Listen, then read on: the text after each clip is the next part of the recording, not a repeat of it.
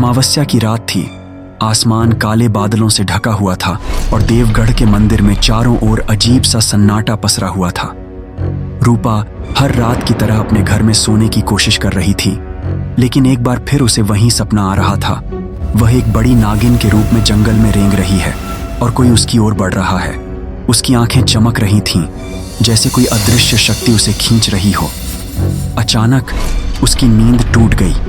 पसीने से तर वह हाँफते हुए उठी और सोचने लगी कि आखिर यह सपना उसे बार बार क्यों आ रहा है। उधर वीरेंद्र अपने दोस्तों के साथ गांव के पास एक पुरानी हवेली में बैठा नागमणि के बारे में चर्चा कर रहा था। उसे यकीन था कि मणि इसी गांव में छिपी है और उसे बस एक रास्ता खोजना है। इस बीच तारा चुपचाप रूपा के घर के बाहर खड़ी थी। उसने दूर से ही देख लिया था कि रूपा एक साधारण लड़की नहीं है। उसने ठान लिया कि अब समय आ गया है जब वह रूपा को उसकी असली पहचान बताकर उसकी मदद करेगी। रात के सन्नाटे में रूपा अभी भी बिस्तर पर बैठी थी। उसके दिल की धड़कनें तेज थीं। वह सपना इतना वास्तविक क्यों लगता है? हर बार जैसे उसे महसूस होता है कि वह सचमुच उस जंगल में है, एक बड़ी नागिन के रूप में। अचानक उसे अपनी दादी की बातें याद आईं। रूपा, हम साधारण लोग नहीं हैं। हमारी रगों में पुरानी शक्तियां बहती हैं जो हमें कभी न कभी बुलाएंगी। उसी समय वीरेंद्र और उसके दोस्त पुरानी हवेली में एक पुरानी तिजोरी को खोलने की कोशिश कर रहे थे। अचानक उन्हें एक पुराना कागज मिला जिस पर नागमणि की खोज के रहस्यमय संकेत थे। वीरेंद्र ने कहा, यह नक्शा सीधे देवगढ़ के मंदिर की ओर इशारा कर रहा है। हमें वहीं जाना होगा। सुबह होते ही तारा ने रूपा से मिलने का फैसला किया। वह जानती थी कि रूपा के पास ही वह शक्ति है जिससे नागमणि को खोजा जा सकता है। उसने दरवाजे पर दस्तक दी। रूपा ने दरवाजा खोला और तारा को देखकर चौंक गई। तारा ने बिना किसी भूमिका के सीधे कहा, तुम्हें पता है, तुम साधारण लड़की नहीं हो। तुम्हारे अंदर नागों की रानी की आत्मा बसी हुई है। रूपा ने अविश्वास भरी नजरों से तारा को देखा। तुम कौन हो और ये सब क्या कह रही हो? तारा ने गहरी सांस ली और बोली, मेरा नाम तारा है और मैं तुम्हारी मदद करने आई हूँ। तुम्हें बार बार जो सपने आते हैं वे कोई साधारण सपने नहीं हैं। वह तुम्हारी असली पहचान से जुड़े हैं, तुम्हारे पूर्वजों की विरासत। तुम्हें इस नागमणि को खोजना है और अपनी शक्ति को पहचानना है। रूपा उलझन में थी, लेकिन उसने तारा की बातों में एक अजीब सच्चाई महसूस की, जैसे उसकी आत्मा ने तारा की हर बात को पहचान लिया हो। उधर वीरेंद्र और उसके दोस्त देवगढ़ के मंदिर की ओर बढ़ रहे थे, लेकिन उन्हें नहीं पता था कि जो शक्ति वे खोजने जा रहे हैं वह पहले से ही जागृत हो चुकी है रूपा के अंदर।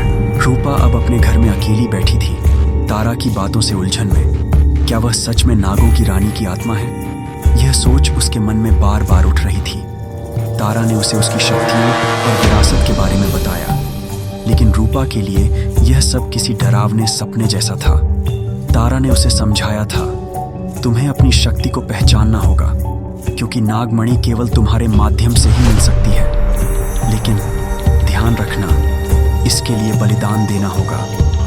रूपा के मन में डर और जिज्ञासा के बीच का संघर्ष चल रहा था। उधर वीरेंद्र और उसके दोस्त देवगढ़ के मंदिर के पास पहुंच चुके थे। मंदिर का वातावरण रहस्यमय और भयावह था। वहां की हवा में एक अजीब सी ठंडक थी। वीरेंद्र के दोस्त मंदिर के चारों ओर घूम रहे थे, किसी सुराग की तलाश में। लेकिन वीरेंद्र का ध्यान मंदिर के गर्भगृह की ओर था, जहां माना जाता था कि नागमणि छिपी है। इस बीच तारा ने रूपा से कहा, अब समय आ गया है कि तुम सच से सामना करो। तुम्हें अपनी शक्तियों को पहचानने के लिए मंदिर जाना होगा, जहां नागमणि है। यह तुम्हारा पहला कदम है। रूपा के मन में अभी भी सवाल थे, लेकिन तारा की बातों में एक अजीब विश्वास था। उसने तारा के साथ जाने का फैसला किया। तारा ने रूपा को एक विशेष ताबीज दिया और कहा, यह तुम्हारी रक्षा करेगा। यह यात्रा आसान नहीं होगी। जब रूपा और तारा मंदिर की ओर बढ़ी, रूपा के दिल में एक अजीब सी हलचल होने लगी। जैसे जैसे वे मंदिर के पास पहुंचने लगे, रूपा को अपनी शक्ति का एहसास होने लगा। उसके अंदर एक नई ऊर्जा जागृत हो रही थी। मंदिर के पास पहुंचते ही वीरेंद्र ने दूर से रूपा और तारा को आते हुए देखा। उसकी आंखों में लालच और हैरानी थी। उसने सोचा, क्या यह वही लड़की है जिसकी मुझे तलाश थी? जैसे ही रूपा मंदिर के गर्भगृह में प्रवेश करती है, वहां की मूर्तियों की आंखें चमकने लगती हैं। हवा और ठंडी हो जाती है। रूपा के कदम रुक जाते हैं और अचानक उसके अंदर की नागिन जाग उठती है। उसकी आंखें बदलने लगती हैं और उसके शरीर में एक अजीब हलचल होने लगती है। तारा धीरे से कहती है, अब तुम्हारा असली रूप प्रकट हो रहा है, तैयार रहो।